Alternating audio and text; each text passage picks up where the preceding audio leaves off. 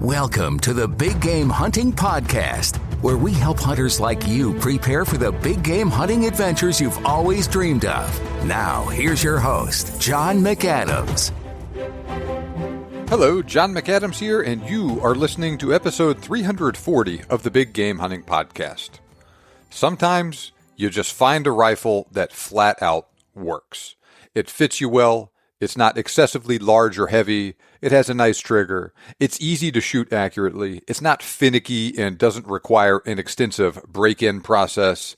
It's compatible with widely available accessories like scope mounts and slings. And it seems like it loves all the ammo you feed it. Oh, and by the way, it's not super expensive either. Well, for me, that rifle is the new Bergara Wilderness Sierra. I've had the opportunity to test out two different versions of that rifle over the past few months, both at the range and afield, and let's just say I am impressed with the product Bergara has put out there for hunters like me. Now, this isn't a review like you see sometimes where someone is talking all about a rifle they just took to the range a couple of times. No, I've used this rifle extensively. I've shot it out to 1,000 yards. I've shot paper with it. I've shot steel plates with it. I've shot ballistic gel with it. I've shot it off a bench. I've shot it from a variety of field positions like you would hunting. I've shot it with a bunch of different ammo types. And yes, I have carried it afield on a hunt, and I have even taken a moose with it too. There can't be too many other people out there right now that have used a Bergara Sierra on a moose. Well, that's what we're going to talk about here today, the new Bergara Sierra rifle. I'll tell you all about this rifle, my experiences with it at the range and afield, and then you can make a decision on whether or not it fits your needs as a hunter. Before we dive into that, I want to go over some listener feedback and share a couple of admin notes with you. So first, I have had a couple of cool interactions with listeners lately that I wanted to share with you. I'm not going to mention any names in detail here, but the first guy I actually ran into at the grocery store while I was out shopping one evening.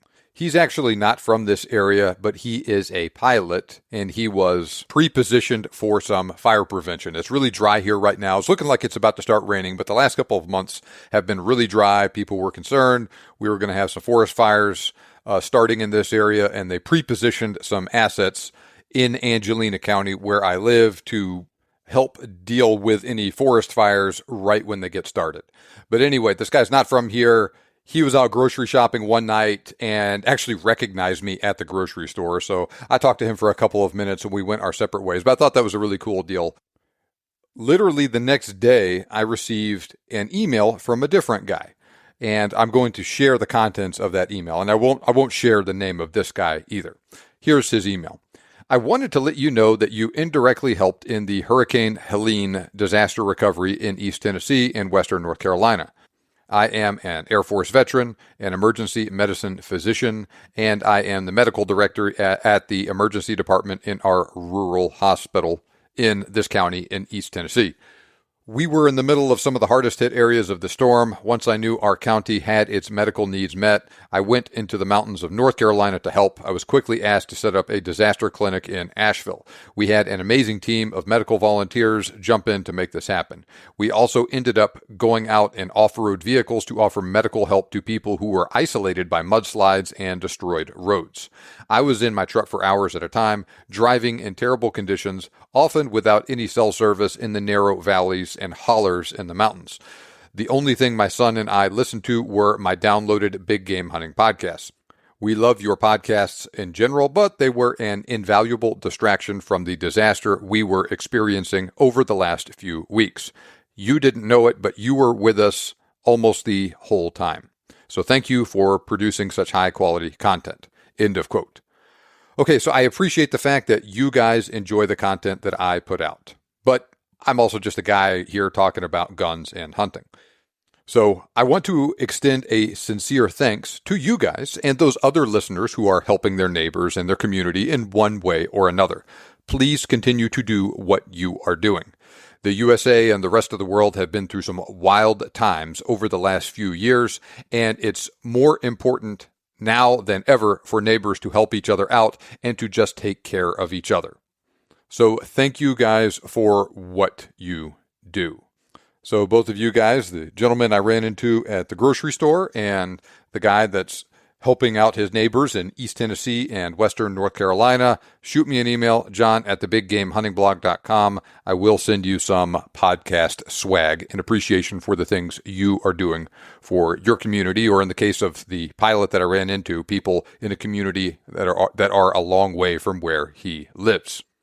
Okay, next, I have a cool opportunity where listeners like you could potentially help me test out some new hunting ammo for the benefit of the Big Game Hunting Podcast community at large. Nosler recently introduced their new Whitetail Country line of ammo, and they sent me a bunch of this ammo to test out. I will, of course, do my best to use it on a deer this fall, but they sent me ammo in a variety of different cartridges, and that means I have several other boxes of ammo in different chamberings I won't be using myself this year. So, I'm planning on sending that ammo out to a couple of podcast listeners to use afield. Have a listen to episode 339 that I released earlier this week. Title is Want to Help Me Test Some Ammo. Check out that podcast episode for details on what I have and how you could potentially receive a box of that ammo for yourself. I have it in a couple of different chamberings, and as you will learn here shortly, some of those chamberings are available in the Bergara Sierra. So if you have one of those rifles already, then you could get a twofer and test out that new Nosler ammo and make use of this new cool rifle from Bergara. Link to that episode with all of the details of the new Nosler ammo and how to enter in that random drawing I'm going to do for the ammo, that's in the show notes. You can also sign up for a chance to receive that ammo at thebiggamehuntingblog.com/Nosler. Okay, now let's dive into things with the Bergara Sierra rifle. All right, so first off, this is a solid mid-tier, call it a hybrid rifle. It's not a quote-unquote budget or entry-level rifle by any stretch, but it also has fewer bells and whistles and comes in at a lower price point than some of the other higher-end rifles out there. So if the Sierra were a truck, it would be something like an F-150 Lariat, thereabouts, not a Platinum or a Raptor or the base model XL. Like I said, really good mid-tier rifle here. So this rifle has a chromoly steel fluted barrel number 5 taper. Now I have mentioned in the past that I've hunted with a Bergara wilderness terrain rifle in 6.5 Creedmoor. That rifle shot great, but it was heavy with a capital H. It was obscenely heavy for a hunting rifle. Now, the Sierra is part of a trend at Bergara to make lighter rifles that still shoot really well. Well, the Sierra has a thinner contour fluted barrel versus the wilderness terrain, which does not have a fluted barrel, and it has a thicker contour barrel overall, and that cuts down on some weight, quite a bit of weight, actually. We'll talk more about the weight side of things here in a minute. The barrel's threaded, comes with an omnidirectional muzzle brake, and it uses a standard 5/8-24 thread pattern, so it's easy to use a suppressor with. Like I said, it comes with an omnidirectional muzzle brake, but it's very easy to unscrew that brake. Also comes with a thread protector if you don't want to use the brake. So you can use it with no muzzle attachment at all, you can use it with the brake, or you can put a suppressor on it depending on your desires. Now, I don't like radial brakes in general. They work fine standing, kneeling, sitting, or shooting at a bench, but they will throw dirt everywhere when you shoot it prone. I made a mess out of a rifle from another company shooting prone on the dirt with a radial brake once, and I'm never going to do it again. Now, on the plus side, though, like I said, that brake is super easy to remove. There's no crush washer or anything like that. Literally just unscrew it and replace it with either the thread protector or a suppressor. Or you could put a different muzzle brake on it if you wanted to as well. So that's really the first thing that I do with any rifle with a radial brake. Now the brake does work reasonably well at reducing recoil though, so that is the plus side of things. And it comes standard, you don't have to pay extra for it. The Bergara Sierra also has a sniper gray Cerakote finish on all metal parts for weather resistance. This rifle also uses standard Remington 700 mounting supplies. Now, my Christensen Arms Ridgeline was kind of a pain in the rear to deal with, and it needed a proprietary rail. Well, Bergara does sell their own rails, but you can use a standard Remington 700 rail or bases. That will work fine. Just make sure you are using one with the 640 screws, and those are pretty common. This is one of those rifles that is pretty common to use a Picatinny rail on. You could use a regular base on it if you want, but a lot of people put a pick rail on it. So if you do that, that's fine. You just use a scope that uses that's compatible with a pick rail. Put that on your scope, put that all on your base. You are good to go. It's pretty easy. Now, it does seem like more and more modern scope and scope mounting setups necessitate a higher overall mount. That's especially true if you use a 20 MOA rail. This requires your head to be placed higher to see through the scope when you are aiming. Well, the Bergara Sierra uses a Bergara Sporter stock that has an adjustable comb. You use an Allen wrench to adjust it. Just loosen the screw, raise the comb to whatever your preferred height is, use that Allen wrench to tighten it up, and that's it. It's that easy. This adjustable comb on this rifle makes it easier to get a good cheek weld, in this case, instead of a chin mount on a more traditional stock if you have a higher scope setup. Now, of note, realize that elevated comb will block your cleaning rod when you're cleaning it, but it's a simple fix. Just loosen that screw, put the comb all the way down, clean your rifle. When you're done with it, put the comb back where it needs to go. Just don't forget to put it back up afterwards and to tighten the screw when all of that stuff is done. Now, this is also a hand-painted synthetic stock. I think it looks cool, plus it also gives you some additional weather resistance. And it can also help you grip that stock in certain conditions and whatnot. It gives just a little bit of texture to it that, like I said, looks cool and also has a little bit of function to it as well. It is not as pretty as a high-end wood stock, but it also won't warp in wet conditions either. Now, the rifle is set up to use spacers to adjust the length of pull. It comes with 3 spacers, and each one of those spacers changes the length of pull by about 1/3 of an inch each. So the normal length of pull, just with the regular recoil pad on it, is 13.5 inches, and you can increase that to 14.5 inches if you want to. It's a very simple adjustment. Just unscrew the screws holding the recoil pad in place, add the spacers as necessary, put the recoil pad back on, put the screws back in there, and you're good to go. Literally takes 5 minutes to do that work. This rifle uses standard sling swivels, so there's no flush cups on the rifle, but I really like the standard quick detach sling swivels that it has on it. That's what most of my slings are set up for anyway. There are 2 attachment points at the front of the stock, 1 at the rear. I replaced the rear front sling swivel with a Spartan bipod attachment point. So that's where I put my bipod, and then I have my sling actually attached to the front sling swivel, though you could attach it directly to the Spartan bipod adapter if you want to. But you can switch that around a little bit depending on your personal preferences, how you want it to balance, all of that stuff. This rifle uses a hinged floor plate and has an internal magazine.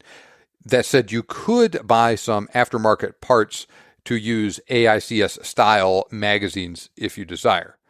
Magazine capacity, as it comes from the factory, is 4 rounds for a standard cartridge, like 308, 65 Creedmoor, 30-06, or 3 rounds for Magnum cartridges. All the PRC rounds, 300 Win Mag, all of those. You can do a 3+1 or a 4+1 configuration with a full magazine plus 1 in the chamber with this. Now, as I'll discuss here in a second, this is a push-feed action rifle, so you can add that additional round by fully loading the magazine, using one of your hands to push down on the rounds in the magazine, put 1 round directly into the chamber, and then continue to hold down the rounds in the magazine, push the bolt over it, so that'll have a round in the chamber with a full magazine, if you wanted to do that. This rifle does have a fluted bolt, like I just said, typical push-feed action. It's not controlled round feed, but that's fine. I was not planning on hunting Cape Buffalo with the Bergara Sierra anyway.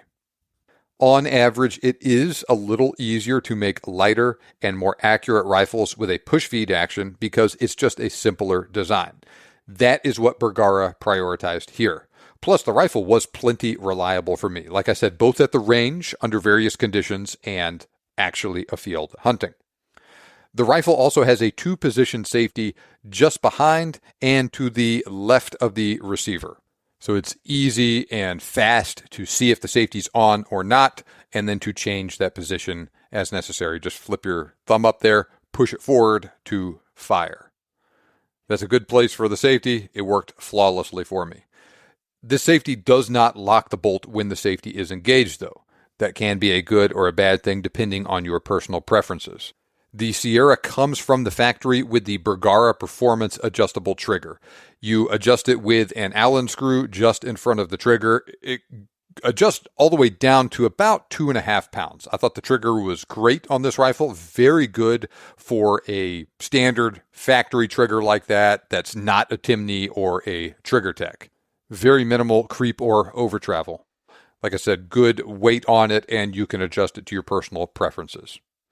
Now, the Sierra is currently available in a wide range of both traditional and newer high-performance chamberings. Right now, it's available in 22-250, 6mm Creedmoor, 6.5 Creedmoor, 6.5 PRC, 270 Winchester, 7mm Remington Magnum, 7mm PRC, 308, 30-06, 300 Win Mag, and 300 PRC. Now, another really awesome thing about this rifle is Bergara makes it in a left-handed configuration. It is exactly the same as the right-handed rifle, but with the bolt on the other side. Cartridge offerings are slightly more limited, but still really good. It's available right now in left-handed configurations in 22-250, 6.5 Creedmoor, 6.5 PRC, 7 PRC, 308, and 300 Win Mag. Barrel lengths are either 20 or 22 inches, depending on the cartridge. Weight varies from 7.4 to 7.7 pounds slick, with no scope, no loaded magazine, any of that stuff. All right, so what's in the box when you get it? First, you get the rifle itself. You get those 3 stock spacers I just mentioned. The rifle comes with a brake already attached on the barrel, already screwed in on the barrel. You have a thread protector in a plastic baggie inside the box. And of course, you get an instruction manual for the rifle. Like I mentioned earlier, I have shot 2 different versions of the Bergara Sierra. Both were left-handed. One in 6.5 Creedmoor, one in 7mm PRC.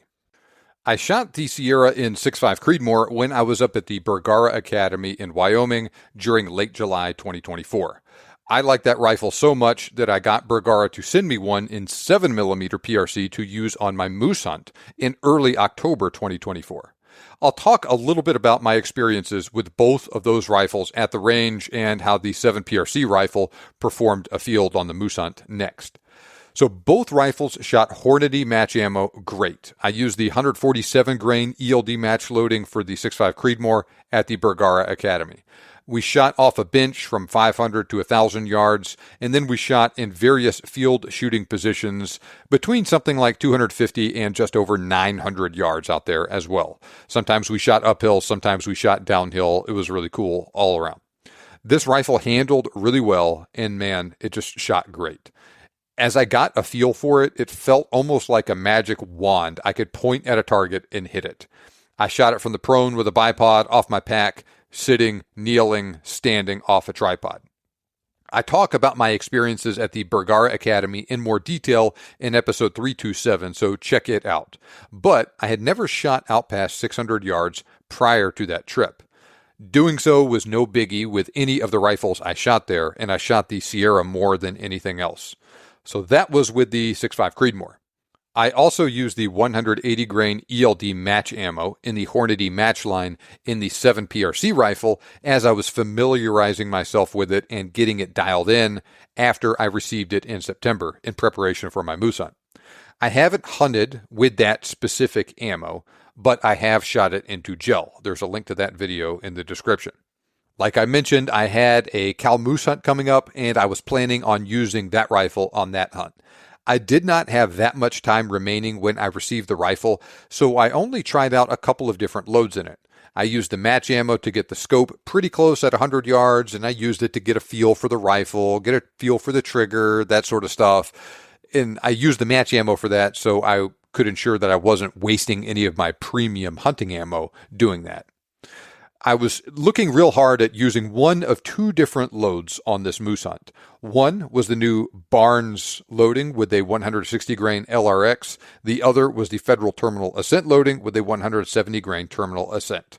I shot both loads in the rifle, and they both did well, but the Terminal Ascent shot a little better, and that is what I opted for. I actually shot a sub-MOA 10-shot group with this ammo as part of my evaluation. Muzzle velocity on average of that Terminal Ascent ammo was 2940 feet per second, so just 10 feet per second less than Federal's 2950 feet per second advertised, even out of a 22-inch barrel, which is what I had, instead of the 24-inch barrel like most companies advertise their velocities with. That rifle shot great almost right out of the box, and it did not require an extensive and complicated break-in process. I did give it an initial cleaning, and since I was going back and forth between copper and lead core ammo, I did thoroughly clean the bore when I switched between the Barnes and the Terminal Ascent ammo, just so I was starting off with the same baseline for each one. Like I've mentioned in the past, sometimes you can have erratic accuracy when you're switching from a lead core bullet to a copper bullet and vice versa. So I did those cleanings, but that was it. I didn't have to do the whole shoot 3 shots, then completely clean the bore, then shoot 3 more shots, then clean the bore again, like some people do when they break in a barrel. Nope, this rifle shot really well from the beginning, and while it was certainly dirty when I cleaned it going between ammo types, it was not excessively dirty either to make me believe it had a quote-unquote rough bore or anything like that. So I did all of that stuff. I decided I was going to use the Federal Terminal Ascent ammo on my hunt, and then I spent the next 2 weeks preparing and continuing to wring that rifle out at the range. We'll talk a little bit more about accuracy in a minute when I talk about some of the other ammo types I shot in this rifle. I ended up taking it to Colorado for my moose hunt. I carried it for many miles of walking. It's certainly heavier than my Christensen Arms Ridgeline FFT, also in 7mm PRC I have used a lot in the past, but the Sierra is not excessively heavy. The Ridgeline FFT is light, almost so light it is difficult to shoot accurately sometimes. And the Sierra is about 2 pounds heavier, so on one hand, it is a more stable shooting platform, but it's not too bad to carry even though it is heavier. It weighed 11.8 pounds with a full setup. VX6 HD 3-18 by 44mm scope, banished backcountry suppressor, full magazine with 4 rounds, ultimate firearm sling, Spartan adapter, and a trigger cam mounted on the scope. It drops down to 11.2 pounds without the suppressor. Now, the trigger cam itself weighs a full pound, so that weight drops down to 10.8 pounds if you use it with the suppressor, or down to 10.2 pounds without the suppressor. The trigger cam is really cool for filming your shots. It gives you a video of the view you have through your scope. And I did film my shots for this hunt, but it also adds weight and it changes the balance characteristics of the rifle. This is more of a commentary on the trigger cam than the Sierra itself. I like to use it to film my shots on my hunts to share the content with my audience, but this is something most people don't do. So realize that's adding, like I said, a full pound to the weight of the rifle.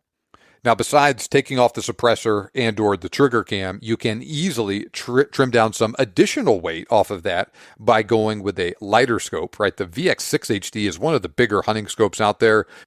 A VX3, for instance, from Leupold, or offerings from other companies will be lighter to 1 degree or another. You can get some lighter scope rings. You can get rid of the Spartan adapter. You can use a lighter cartridge like the 6.5 Creedmoor, things like that.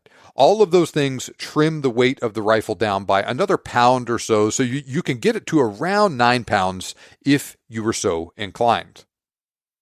But remember, those weights are like how I actually carry this rifle afield on a hunt. I'm not giving you a stripped down weight in a configuration no one will ever use.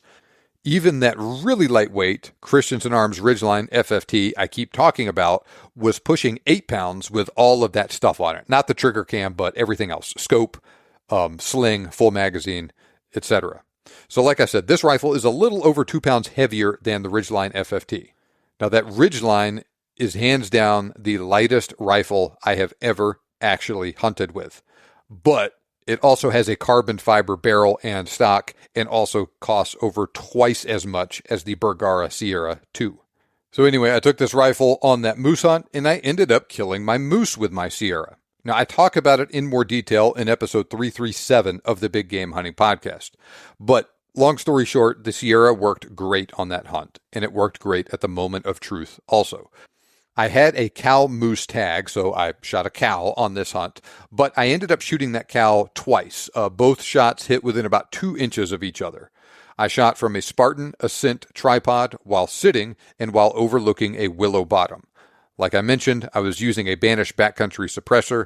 I could hear each shot hit that moose with a distinctive slap.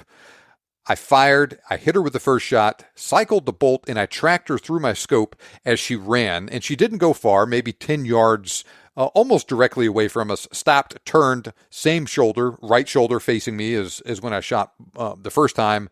I got back on target, fired again about 5 seconds after my first shot. And like I said, I hit within about 2 inches of where I hit the first time on that same shoulder. I did not have a clear opportunity for a third shot, but she was down for good just over 20 seconds after the first shot. And I was able to get back on target quickly again for a third shot if I needed to, and I was able to watch all of that go down. So very happy with the performance of this rifle on that hunt. Since I was short on time, I did not shoot a large variety of ammo prior to that trip through this rifle, especially since I found that terminal ascent ammo that my rifle liked pretty soon. I found that out the first time I took it to the range. Now that I'm back from that hunt, I have had the opportunity to shoot some other ammo through that rifle. Now, I have since shot the Hornady Precision Hunter ammo with 175 grain ELDX in this rifle. Same thing with the Weatherby load with the 177 grain Hammer Custom and the brand new Federal tipped Fusion ammo. All that stuff shot well in the rifle. This rifle also does not have a major point of impact shift when the barrel heats up like a lot of rifles do, like my Christensen Arms Ridgeline FFT. Now remember, this is a hunting rifle, not a competition rifle, and there is more to building a good hunting rifle than just shooting a really small group at the range. Accuracy is good, even great with all of those things in mind, but I won't be setting any bench rest records with it. I was very pleased with the handling characteristics of this rifle too, even with a suppressor on my hunt.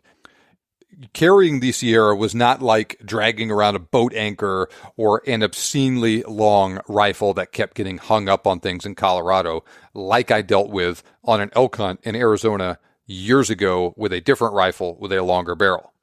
Fortunately, a 22-inch long barrel, like with this rifle, seems to be a nice balance with the 7mm PRC. I'm still getting good velocity out of it, but it's not excessively long. Now, both Bergara Sierra rifles I have shot also proved very reliable at the range and afield. I have experienced no feeding, extraction, or ejection issues over the course of putting several hundred rounds through both rifles. Now, the bolt on the Sierra operated as smooth as silk right from the first time I received it as well. It was not sticky to open or close on either rifle with any ammo I've shot in it. This is in contrast to the Ridgeline, which was pretty quote-unquote sticky from the beginning, but it has gotten better on that front since then. I've shot the 6.5 Creedmoor version of the Sierra out to about 1,000 yards. Phenomenal accuracy with that rifle. I have shot the 7 PRC version of the Sierra out to about 500 yards due to range size restrictions. I did not shoot this rifle up in Wyoming at the Bergara Academy, but I've shot it a lot here around my home in East Texas. I have one range that goes out to 300 yards, one that goes out to 500 yards, and I've shot it that far on both ranges. Now, I figured I likely would not shoot a moose farther than 500 yards anyway, so I wasn't too concerned about it. I obtained dope on the 7 PRC out of this rifle with the actual ballistics. I was measuring with my Garmin chronograph and whatnot out to 500 yards. Now, one of my local shooting ranges has steel plates at 200, 300, 400, and 500 yards. As I wrapped up my final shooting session before my hunt at that range, I was just hammering a feral hog shaped steel plate at 500 yards. After I was done there a few days later, I went to another range that only went out to about 300 yards, but it had a bunch of pretty small 2 and 3 MOA targets out that far. I went down the line, nailed them with each shot, and that was the last time I shot the rifle before I went on my hunt. So I was very pleased with the accuracy it was delivering. Bergara does offer a 1 MOA guarantee with this rifle. Like I mentioned earlier, I shot a sub-MOA, 0.95-inch, 10-shot group with the Federal Terminal Ascent ammo. So this particular rifle does meet that standard under real-world conditions. And of course, 3-shot groups can be even smaller with it, but I think that larger 10-shot sample size is a better indication of what you can expect with this rifle, which is still really good and candidly isn't something most rifles or shooters are capable of. Now note that this is not an ultralight rifle, and to be fair, Bergara does not market it as such. Their Crest Carbon, MG Light, and MG Microlight rifles are all lighter than the Sierra to one degree or another, and are all better choices for someone who wants a super lightweight rifle. But those 3 models are also more expensive too. So like I said, the Sierra is more along the lines of a typical hunting rifle that is not excessively heavy or light. And if we are being honest with ourselves here, this rifle fits right in the ideal niche for what most hunters need anyway. So keep that in mind. All things considered, I think the Bergara Sierra is an excellent hunting rifle. It's not a PRS or a competition rifle. It's not an ultra lightweight hunting rifle, but it is a very solid rifle that does all of the most important things most hunters need very well. And it comes in at a reasonable price point too, with an MSRP of $1,099. Left-handed models are slightly more expensive, MSRP of $1,129, so just $30 more. So that's MSRP. You usually can get it for less, especially during a Black Friday sale or whatever. Usually comes in for less than $1,000 and sometimes quite a bit less. So this is not a budget or an entry-level rifle, but it's also not a higher-end semi-custom or custom rifle either. I think it compares favorably to other rifles at a similar price point, and it just blows away a lot of the less expensive rifles out there. I am very pleased with the 2 Sierra rifles I have shot so far, and I am hoping I'll get the chance to use this 7mm PRC Sierra some more later this year during deer season. So like I mentioned earlier, Bergara markets the Wilderness Sierra as a mid-tier, all-purpose hunting rifle, and I think it excels in that role. It will work great in a deer stand. It will work great on an elk or mule deer hunt. That Cerakote finish and synthetic stock also means you could even take it out to a pretty wet and nasty place, like in Alaska, for deer, moose, whatever, without worrying about the stock warping from the moisture or having the barrel or action start to rust on you. It's also just another really solid rifle offering for all of you southpaws like me. That's less than 10% of the population, but that is a very vocal segment of the hunting population. This is what I always ask manufacturers when I talk to them about rifles. Hey, do you make it in left hand? Well, Bergara checked that box here too. So there you go. I think this is an excellent rifle, and it should serve a giant chunk of the hunting community really well. I am glad I have had the chance to shoot and hunt with it. I definitely recommend that you check it out too. So if you want a Bergara Sierra for yourself, I have arranged with Bergara for an exclusive promo code you can use when shopping on the Bergara website. And yes, you can buy a rifle directly from them. They will ship to your local FFL. Using this code will get you 10% off any purchase directly from Bergara on any of their rifles and accessories, to include the Bergara Wilderness Sierra. Click the link in the show notes or go to thebiggamehuntingblog.com/Bergara and enter your contact information there so I can send the promo code to you and you can get one of those awesome rifles at a discount. Remember, you can make your dream hunt turn into a reality, and I can help. Thanks for listening. I'll see you back here next time on the Big Game Hunting Podcast.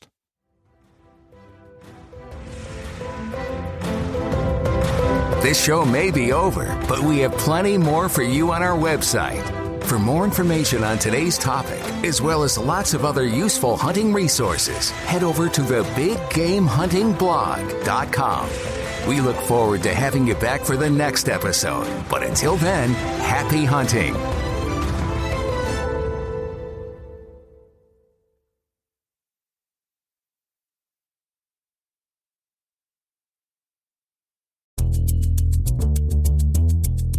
Okay, it's official. We are very much in the final sprint to Election Day. And face it, between debates, polling releases, even court appearances, it can feel exhausting, even impossible to keep up with. I'm Brad Milkey. I'm the host of Start Here, the daily podcast from ABC News. And every morning, my team and I get you caught up on the day's news in a quick, straightforward way that's easy to understand, with just enough context so you can listen, get it, and go on with your day. So, kickstart your morning. Start smart with Start Here and ABC News, because staying informed shouldn't feel overwhelming.